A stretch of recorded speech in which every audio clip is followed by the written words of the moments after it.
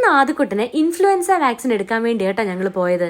ഇത് നമ്മുടെ ഗവൺമെന്റിൽ ഷെഡ്യൂൾ ചെയ്തിട്ടുള്ള വാക്സിൻ അല്ല, ഇത് ഇൻഫ്ലുവൻസ ടെട്ര, ഒരു ഫ്ലൂ വാക്സിൻ ആണേ. പ്രൈവറ്റിലാട്ടോ എടുത്തത്. ആദ്യക്കുട്ടൻ ഇപ്പൊ 10 മാസമായി.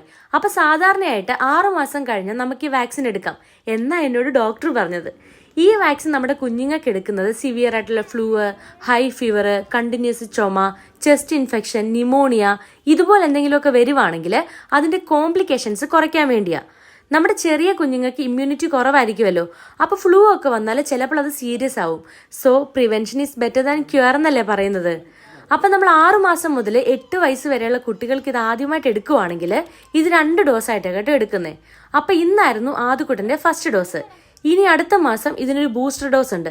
അതിനുശേഷം വർഷത്തിലൊരിക്കൽ ഇത് എടുക്കണമെന്ന് കേട്ടോ പറഞ്ഞത്. പിന്നെ ഇതിന് റേറ്റ് വരുന്നത്, അതായത് എനിക്കായത് 2700 കേട്ടോ. പിന്നെ വീട്ടിലെത്തിയ ശേഷം ഞാനൊരു പ്രിക്വേഷൻ പോലെ കുറച്ച് പാരസെറ്റാമോൾ കൊടുത്തു. കാരണം ചെറിയ ഫീവർ ഇഞ്ചക്ഷൻ്റെ ഒരു പാർട്ടാണല്ലോ. അപ്പോൾ അത്രയേ ഉള്ളൂ ഇന്നത്തെ വീഡിയോ. ടാറ്റാ, ബൈ.